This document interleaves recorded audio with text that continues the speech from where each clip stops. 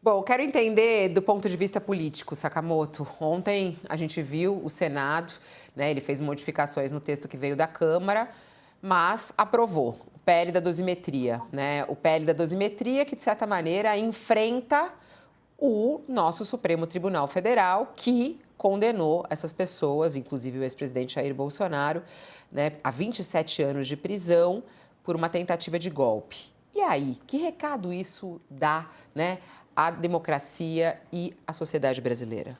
Fabíola, de uma maneira geral, primeiro, o Congresso Nacional deixou mais barato dar golpes de Estado. Exatamente porque você passa pano na cabeça de golpista, né? Mostra que você tem os seus bandidos de estimação, né? Então você acaba tornando mais barato, né? Facilitando para que outros golpes de Estado possam ser tentados no futuro. Afinal de contas, golpe de Estado não punido é golpe de Estado que engravida outro golpe de Estado e a gente pode esperar outras coisas desse tipo no futuro, né? A PL da dosimetria é nada mais do que isso, é uma tentativa de uma anistia light, uma vez que a anistia não passaria dada a opinião pública, que não se confunde com opinião de caixa de comentários de rede social. A opinião pública, medida inclusive através de pesquisas de opinião, deixam claro que a população, o grosso da população, quer ver os golpistas na cadeia. Agora, a mensagem enviada ontem pelo Congresso, ela é ruim em vários sentidos, né, Fabíola? Primeiro que é o seguinte, passou pela CCJ, né, e isso aí ficou muito claro, houve muita crítica, o senador Renan Calheiros reclamou, lamentou publicamente, né, se sentiu rendido. Por quê? Porque o que ocorreu um acordo entre o senador Jacques Wagner, líder do governo no Senado, e o restante das bancadas na CCJ, para quê? Não para, olha, eu vou dar o voto para livrar A, B ou C no PL da dosimetria, mas basicamente o senador Jacques Wagner não colocou obstrução à votação do projeto, não colocou restrições à votação do projeto. Por quê? Segundo ele disse que o projeto estava com maioria mesmo, então não colocou restrições ao projeto e com isso, lá no plenário, acabou-se votando o quê? Acabou-se votando também o projeto que cortou em 10% benefícios fiscais de empresa e aumentou o imposto sobre fintech, sobre juros sobre capital próprio e bets, que é uma coisa que acaba dando cerca de 22 bilhões de reais para o governo no ano que vem. O senador Renan Calheiros ficou muito bravo com tudo isso, reclamou, isso gerou um puta de um rebu ontem, porque a questão não era que isso não seria aprovado, mas quando seria aprovado.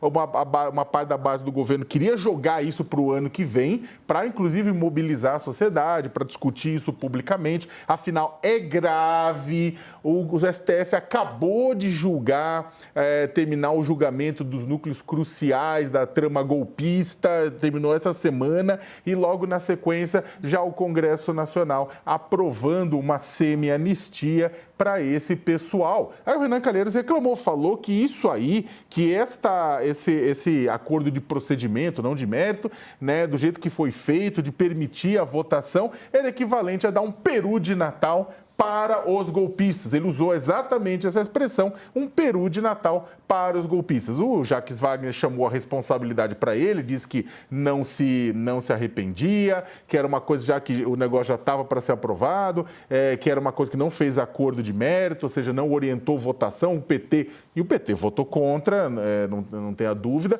mas que era um acordo de procedimento esse que acabou ajudando na votação econômica, porque o Davi Alcolumbre queria colocar as duas coisas juntas, né? Se não fosse votado um, provavelmente não seria votado o outro. Isso gerou um bafafá, entrou a ministra Gleisi Hoffmann, entrou o presidente Lula, entrou um monte de gente no meio dizendo que não concordava com acordo nenhum. E aí o pessoal começou a dizer, Fabiola, não, mas vamos vetar, o Lula vai vetar. E daí? Gente, pega os dados da votação. No Senado foi 48-25, na Câmara foi 291-148. E sabe quanto precisa para derrubar um veto presidencial? 257-41. A chance de derrubar esse veto é grande. Esse veto praticamente é natimorto. Tanto que... Então o Lula não deve vetar, já que é natimorto? Não, o Lula deve vetar. Mas o que acontece é o seguinte, uma coisa é um ato que o Lula faz, inclusive com um ar eleitoreiro. Não que o Lula não concorde, o Lula não concorda com isso aí, eu não tenho dúvida nenhuma. Mas o veto do Lula vai ser uma sinalização, simplesmente, não vai ter o efeito prático. Entendi. O efeito prático é porque isso aqui o Congresso vai derrubar. Neste exato momento, o pessoal na Câmara dos Deputados, partidos, vão entrar no STF. Por quê?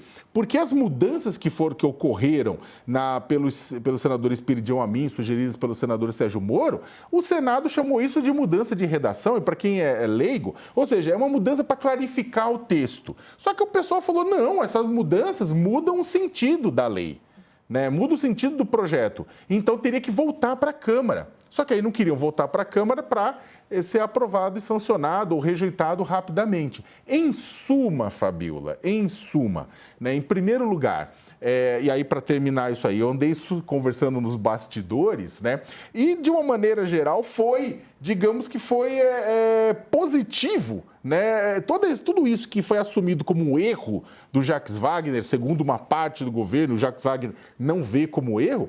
Mas o que acontece? Acabou na avaliação de uma pessoa que eu falei lá da cúpula do governo. Olha, isso acabou tirando da frente toda essa discussão. 2, ajudou na votação do projeto econômico que o governo queria votar, ia ficar por ano que vem, no final das contas, acabou antecipando. 3, ficou nas costas do Jacques Wagner, como se fosse só uma questão dele. Só que é difícil de imaginar que isso tenha sido só o Jacques Wagner. Ele é muito próximo do Lula, né? Ser só o muito Jacques próximo. Wagner. Então, no final das contas, né, fica uma coisa que fica... E aí o próprio senador Alessandro Vieira veio a público e falou, olha, teve essa questão da redação, teve essa questão do STF, que teve gente lá com o STF também deu bênção por trás. Ou seja, no final das contas, isso aí pode ter sido um grande acordão com o Supremo e com tudo. O que é ruim para a democracia. Porque é ruim, golpista tem que ser punido. Vamos lá, você já contou, mas a gente vai agora deixar para que a nossa audiência também assista o que aconteceu.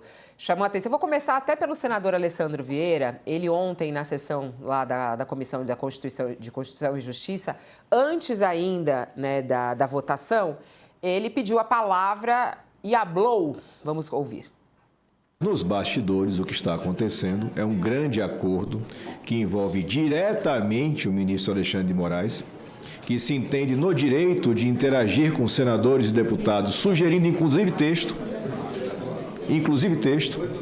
enquanto, ao mesmo tempo, na tribuna da Suprema Corte, verbaliza o contrário. Verbaliza que o Congresso vai muito mal quando sinaliza para a sociedade. Este texto que estamos votando é fruto de um acordo entre o governo Lula, parte da oposição, e o ministro Alexandre de Moraes, dentre outros ministros que já verbalizaram por aqui. Mas falo do ministro Alexandre porque esse eu posso afirmar com absoluta tranquilidade que interagiu com os senadores por diversas vezes em defesa desse texto. Bom, eu vou só acrescentar aqui a Gleisi Hoffmann, a ministra, que criticou o texto. Ela foi às redes sociais e criticou o texto, né? E disse que a condução desse tema pela liderança do governo do Senado foi um erro lamentável, foi o que ela disse. Contrariando a orientação do governo, que desde o início foi contrária à proposta. Ela, não há nenhuma negociação, um acordo no Senado envolvendo o projeto de lei da redução de penas para os golpistas. O governo é contra essa proposta e orienta a sua base a votar contra, por razões já conhecidas. Quem atentou contra a democracia tem que pagar, é o que ela diz. Bom, aí Jacques Wagner saiu em sua própria defesa e criticou a nota pública da Gleisi Hoffmann. A gente tem até o senador falando, vamos ouvi-lo. Assumo aquilo que fiz de acordo de procedimento, porque eu acho que não tinha sentido nenhum empurrar. Mas eu só quero dizer, eu sei que eu não troquei nada, porque no mérito está mantido a minha posição. Mas em relação ao acordo que fiz, eu não tenho nenhum problema. Fiz, faria de novo.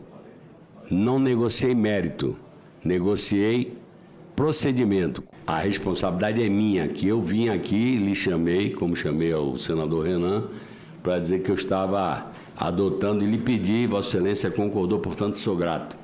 Então, portanto, se tiverem que bater, a responsabilidade é minha, que batam em mim, eu não tenho nenhum problema, nem arrependimento do que fiz. E aí ele nas redes sociais ainda deu mais um cutucãozinho na Glaze dizendo que é lamentável, diz ali, ó, lamentável é nos rendermos ao debate raso e superficial, é despachar divergências de governo por rede social. Esse aí foi um recadinho aí, parece, a ministra Gleisi Hoffmann. Eu quero te ouvir, Josias de Souza, vou até me levantar para isso. O que você achou de tudo isso? Teve acordo, não teve acordo? Alexandre de Moraes com o governo, Jacques Wagner tem razão de tentar fazer esse acordo sem focar no mérito, Gleisi tem razão, Lula deve vetar, e aí? Houve um acordo, Fabiola, e esse acordo é um escândalo, não é? Esse acordo transforma a democracia brasileira, que mal foi salva, transforma num regime com a cabeça a prêmio. A democracia mal foi salva e já está com a cabeça a prêmio.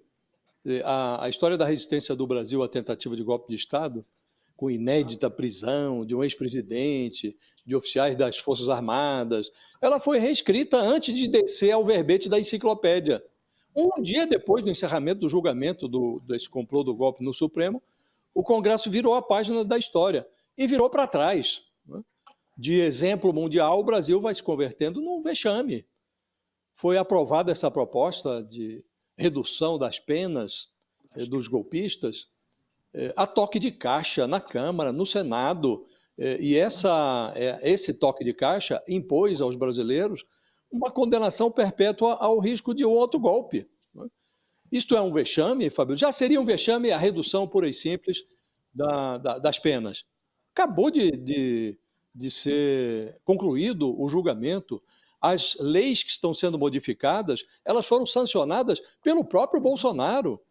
Então, o Congresso que está discutindo agravamento de penas para facções criminosas, isso está presente em vários projetos, projetos antifacção, projeto de PEC da segurança. Então, discute-se agravamento de penas para facções criminosas e reduz-se o castigo para a facção do golpe. Então, tentativa de golpe de Estado, que é o crime dos crimes, é menos grave do que os demais. Isto parece absurdo, Fabiola. E aí vem o mais grave. Há, sim, digitais do Supremo, e essas digitais não foram impressas na negociação agora. Lá atrás, quando o Paulinho da Força visitou Michel Temer, na casa dele em São Paulo, acompanhado lá do Aécio Neves, o Paulinho da Força, que foi o relator dessa proposta na Câmara, foi à casa do Michel Temer e eles mesmos divulgaram. Nós entramos em contato com ministros do Supremo. Ficou entendido ali que estavam conversando com Gilmar Mendes, com Alexandre de Moraes, que, aliás, foi enviado ao Supremo, foi indicado para o Supremo pelo Michel Temer. E ali, inclusive, eles revelaram que os ministros do Supremo aconselharam, ao invés de tratar como projeto de redução das penas, falem em dosimetria. Aí mudou-se o apelido da proposta para projeto de lei da dosimetria, por aconselhamento dos ministros do Supremo. E o vexame cresceu, Fabiola, ontem, com o líder do governo no Senado, Jacques Wagner, também ele imprimindo as suas digitais nessa negociação, nesse grande acordo. Fez isso sob a alegação de que era preciso destravar a votação de uma proposta econômica que interessava ao governo. Uma proposta que reduziu isenções e mimos fiscais, na ordem de 10%, que impôs também uma tributação a bets e fintechs. No conjunto da obra, o governo vai ter uma arrecadação adicional de 20 bilhões de reais. Então, colocaram um preço na democracia. 20 bilhões. É esse o preço da democracia? Imaginou-se que a democracia brasileira valesse um pouco mais do que isso. Mas o vexame foi potencializado pelas digitais do líder do governo. Agora fica esse jogo de empurra, a Gleisi Hoffmann dizendo não teve acordo nenhum, o Palácio não concorda com isso, e já antecipando que o presidente vetará. Se o Lula não vetasse, ou se não vetar, aí ele mesmo tem que renunciar à presidência da República, porque estamos falando de um golpe contra o mandato dele. O Bolsonaro orquestrou um complô para derrubar o Lula, para anular o resultado da eleição de 2022. Se a vítima do golpe, que tinha até um golpe que incluía um plano de assassinato do Lula, Se ele não veta isso daqui, aí realmente ele perde o respeito, não da sociedade, mas de si mesmo. Ele perde o amor próprio, né? Agora, é preciso realçar, Fabiola, para deixar bastante claro que a ministra Gleisi Hoffmann, que agora reage com muita virulência contra o acordo que foi selado ali pelo líder do governo, o Jacques Wagner, em abril, a ministra Gleisi tornou pública a tese dela, segundo a qual era defensável, ela disse, é defensável debater uma possível redução de pena para os envolvidos do 8 de janeiro, dentro do Congresso. Ela disse isso, esclareceu que considerava inadequado reduzir as penas para os líderes, para o Bolsonaro, para esses generais, mas ela sim admitiu a redução de penas para os envolvidos no quebra-quebra de 8 de janeiro. E ali surgiu o germe dessa negociação que resultou nesse esboço de anistia, Fabiola, porque isso aqui é só o começo. É só o começo.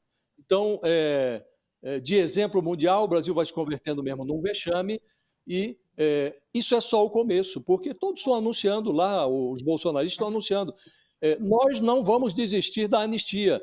Então, como no Brasil a insegurança jurídica prevalece, daqui a pouco vamos ter o cancelamento dessas penas, Fabiola. Isso tudo é muito lamentável. Realmente migramos de exemplo histórico para vexame histórico.